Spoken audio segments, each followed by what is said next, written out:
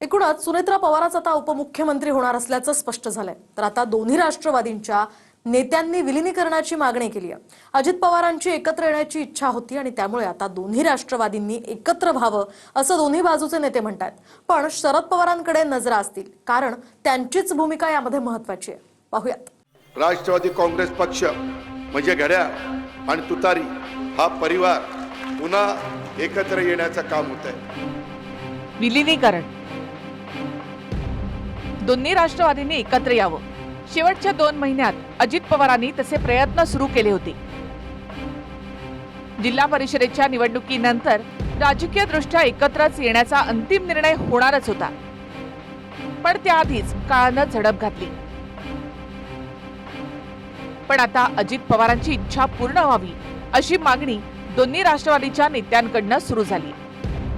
राष्ट्रवादी दोन्ही एकत्र येतील, कारण राष्ट्रवादी एकत्र येण्याचे चिन्ह तसे दादा असतानाच त्यांनी सुरू केलं होतं का ज्या नगर परिषदा, नगरपालिका, जिल्हा परिषद याच्या निवडणुका ज्या होत आहेत आतासुद्धा, तर त्याच्यात अनेक ठिकाणी एकत्र येऊन लढण्याच्या संदर्भातल्या चर्चा झाल्यात आणि त्या पद्धतीचंच जागा वाटपांचं सुद्धा त्या ठिकाणी झालेलं आहे।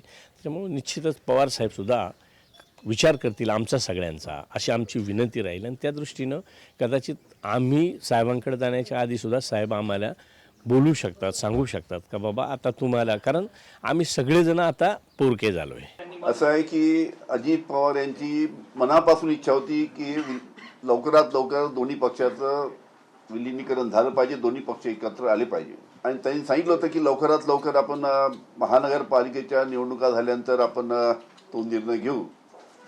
पण नंतर जिल्हा परिषदेच्या निवडणुका लागल्या। अजितदादांनी त्यांच्या सर्व सहकार्याशी चर्चा करून ठरवलं होतं की 100% आपल्याला दोन्ही पक्षाला एकत्र यायचं आहे आणि त्या पद्धतीनं त्यांनी पाऊल उचलणं चालू केले होते। खरं तर विलीनीकरणासाठी अजित पवारांनी आपल्या कृतीमधून सुरुवात केली होती। त्याचाच एक भाग म्हणून आधी पुणे आणि पिंपरी चिंचवड महापालिकेत दोन्ही राष्ट्रवादींनी एकत्र येत निवडणुका लढल्या।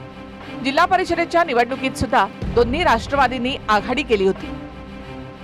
8-10 दिवसापूर्वीच आम्ही जयंत पाटील साहेबांच्या बंगल्यावर बसलो होतो, तेव्हा दादा आणि आम्ही सगळेजण बसलो होतो। मला वाटतं की त्यावेळेला हे सगळं झालं होतं आणि ते झाल्यानंतर आम्ही पवार साहेबांकडे कृषी प्रदर्शनाच्या वेळेला आम्ही सगळेजण गेलो होतो। त्यावेळेला चर्चा झाली होती की पुढे जाऊन आपल्याला एकत्रीकरणाच्या विचारामध्ये कुठे अडथळा येऊ नये। हे झाल्यानंतर जिल्हा पंचायत समितीनंतर लगेच 4-5 दिवसामध्ये बैठका घ्यायच्या आणि 9-10 तारखेपर्यंत याच्या संदर्भातला सोक्षमोक्ष लावायचा असं आमचं ठरलं होतं। ह्या झेडपी इलेक्शन नंतरच विलीनीकरण करण्याचा दादांचा होता विचार। त्यांचा विचार होता की 9 तारखेच्या आसपास दादा त्याबद्दल येणारी फेब्रुवारीची 9 तारीख, पण त्यांच्या डोक्यात होण्यासाठी त्यांची तयारी होतीच। पण विलीनीकरणासाठी प्रमुख भूमिका ही शरद पवार यांची असेल, कारण आतापर्यंत शरद पवारांचा भाजपसोबत सत्तेत सहभागी होण्यास नकार दिलेला आहे। मात्र अजित पवारांच्या इच्छा पूर्ण करण्यासाठी आणि दोन्ही राष्ट्रवादीच्या नेत्यांचं मत विचारात घेता शरद पवार सकारात्मक निर्णय घेऊ शकतात। शरद पवार राजकारणातून निवृत्ती जाहीर करून दोन्ही राष्ट्रवादींना एक करण्याचा प्रयत्न होऊ शकतो। निर्णय केवळ 2 पक्ष एकत्र येण्याचा नाही, तर एनडीएच्या बरोबर जायचं की नाही हा निर्णय सुद्धा शरद पवारांना घ्यावा लागेल। शरद पवार निवृत्त होतील असं जर कोणी म्हणत असेल तर ते कधी घडणार नाही। पण एक गोष्ट खरी की ते दिशा देऊ शकतील आणि ही दिशा देण्याचं काम असं आहे की ते एनडीएमध्ये जाण्यासाठी त्यांचा जो विरोध होता हा विरोध आता मावळू शकतो या सगळ्या परिस्थितीमध्ये। पण परिस्थिती जी आहे एकंदर ती परिस्थिती, राजकीय परिस्थिती लक्षात घेऊन दोन्ही पक्ष एकत्र येणार ही आता ठरलेली गोष्ट आहे। पण विलीनीकरणासाठी काही महत्त्वाचे प्रश्नही सोडवावे लागतील। दोन्ही राष्ट्रवादींचं विलीनीकरण झाल्यास महाराष्ट्रामध्ये प्रदेशाध्यक्ष कोण असेल? राष्ट्रवादी एक होण्याच्या आधी पदांचं वाटप करताना शरद पवार आणि अजित पवार दोन्ही गटांमध्ये समन्वय साधावा लागेल। राष्ट्रीय अध्यक्ष आणि प्रदेशाध्यक्ष पदाची जबाबदारी कोणावर द्यायची हे शरद पवार आणि सुनेत्रा पवार यांना ठरवावं लागेल।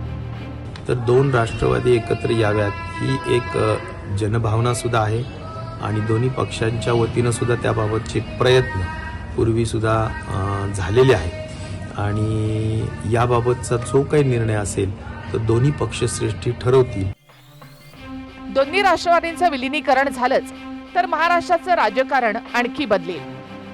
राष्ट्रवादीच्या विलिनीकरणाचा अर्थ म्हणजे शरद पवारांची राष्ट्रवादी राज्यामध्ये महायुती आणि केंद्रात एनडीएचा भाग होईल.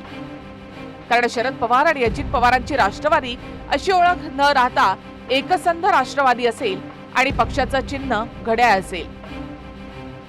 सुप्रीम कोर्टामधून शरद पवारांकडून केस मागे घेतली जाईल म्हणजे या प्रकरणाच्या निकालाचा संबंध नसेल. महायुतीची पर्यायाने ताकद आणखी वाढेल आणि महाविकास आघाडीत काँग्रेस आणि ठाकरेंची शिवसेना हे दोनच पक्ष विरोधात असतील. दोन्ही राष्ट्रवादींचं एकत्रीकरण व्हायला हा विषय अजितदादांची इच्छा होती. या विषयावरती पवारांनी त्याला प्रतिसाद बरोबर आहे. मी नव्हता. मगाशी म्हणालो की या विषयावरती आता चर्चा करणे योग्य नाही. आत्ता याला काही काळ जावा लागेल. या अनेक विषयात माझ्याकडे सुद्धा माहिती आहे आणि मी याच्यावरती भाष्य केलेलं आहे यापूर्वी. माननीय शरद पवार साहेबांशी सुद्धा किंवा सुप्रियाताईंशी याच्यावरती आमची अनेकदा चर्चा झालेली आहे.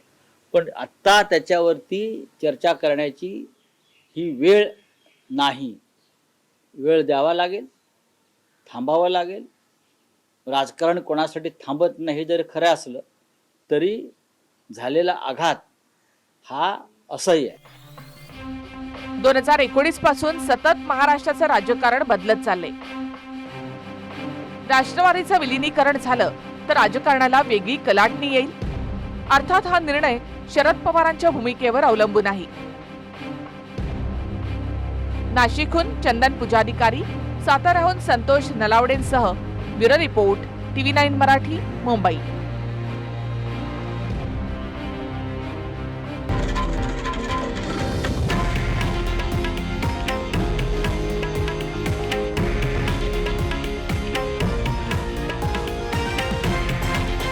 हे आहे देशातील नंबर 1 न्यूज नेटवर्क आणि आपण पाहत आहात TV9 मराठी, एकमेव.